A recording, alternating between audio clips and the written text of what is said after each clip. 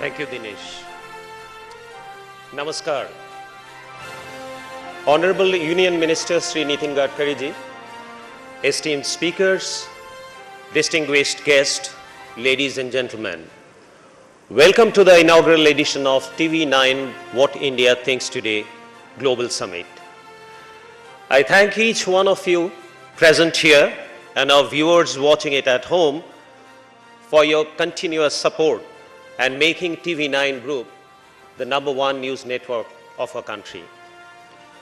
Over the next 2 days, we'll listen to ideas and experiences of 75 speakers on policies, governance, strategy, vision, as well as challenges.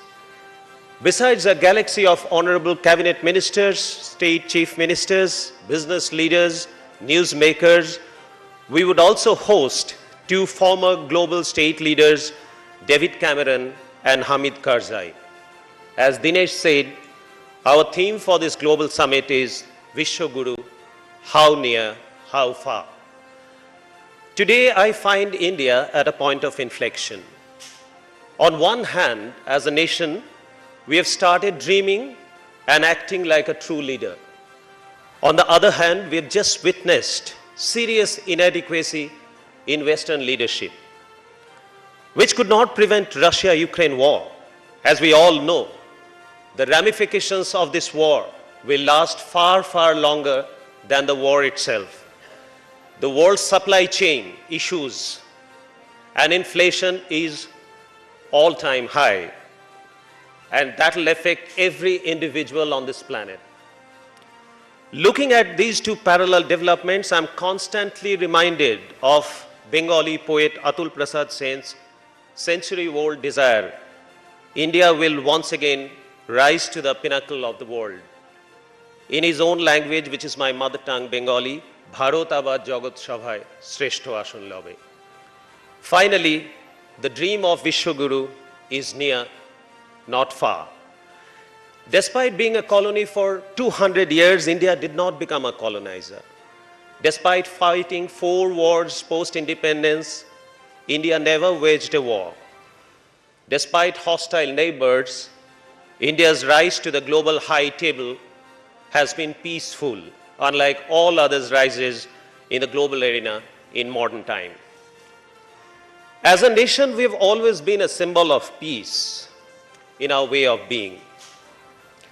But amongst many recent transformations, the most formidable is that we now have decided to reciprocate when needed. First came the surgical strike, then the Balakot airstrike called out Pakistan's nuclear bluff. In Galwan, India exhibited that when it comes to national interest, size doesn't matter. India becoming a superpower on the foundation of peace is thus not a question of if, but when. And I believe, ladies and gentlemen, we are near, not far. In the recent past, leadership intent was further exhibited when we mass-produced COVID-19 vaccines, not only for ourselves, but also for the world. The reality of India becoming the pharmacy of the world is near, not far. Beyond our boundaries, Prime Minister Narendra Modi has not only rallied the global diaspora to come forward and wear the India badge proudly, he has also surely and firmly built brand India stronger than ever before. It stands on the legs of Atmanirbhar Bharat. India is the 6th largest economy in the world, racing to get into the league of top 5. We are the only major economy which outperformed pre-pandemic growth levels. Our dream is to get to $5 trillion economy, and I believe we are near, not far.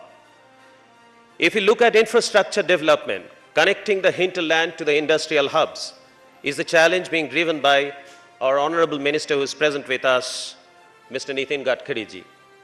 This year, sir, you have allocated over $200 billion for road infrastructure, 22 green expressways, and you have promised us that by 2024, India's infrastructure will be comparable to that of the US. 2024, ladies and gentlemen, near, not far.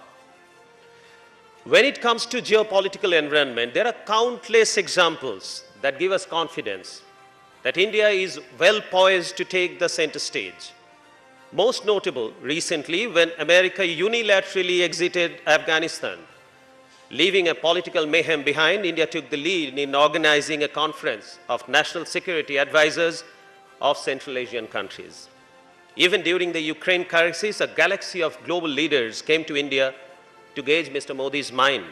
But India stood firm with its bold policy of strategic autonomy, to which I agree. As Mr. Jaishankar very proudly said, to hold your ground is not the same as sitting on the fence. Our stance was loud and clear. I quote him again, Europe's problem is not the world's problem. We are not sitting on the fence. We acted as per our national interest. Operation Ganga, no Indian left behind. I believe that this is Indian century. Opportunity doesn't knock the door twice. As India takes a giant leap forward, it is time for each one of us to act with ownership and accountability. As a nation, we must seize the opportunity with both hands. Our goals are near, not far. I'll end this and let the summit take off. Let us discover what India indeed thinks today. Thank you very much.